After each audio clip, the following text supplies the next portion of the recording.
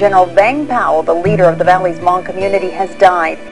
Doctors say he suffered from pneumonia. Vang passed away at 4:45 this afternoon.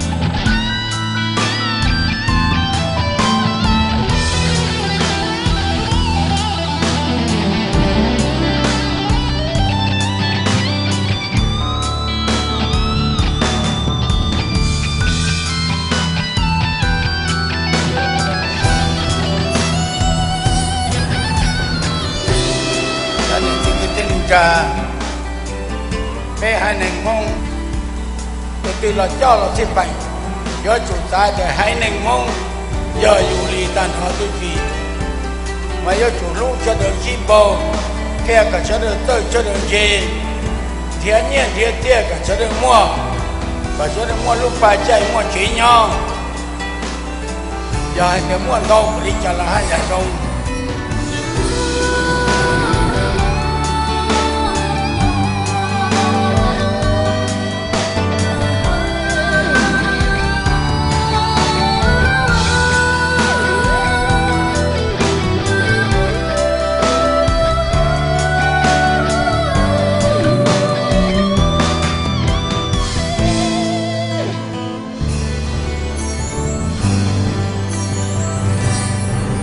Hãy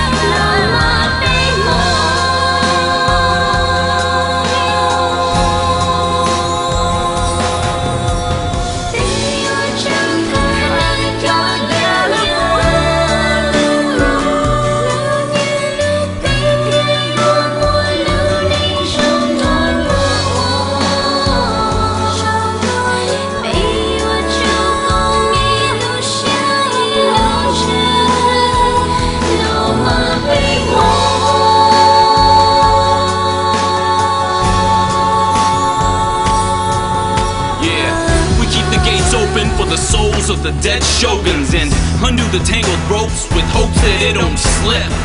A fallen star under the darkness of all this hardship. Far from over, we move forward with courage and a big heart, yes. Connect quick with the right effort, by doing so we'll never go wrong. Community led, culturally strong, we sing songs to bind with those lost along the road. The history's been laid out and the future's still untold.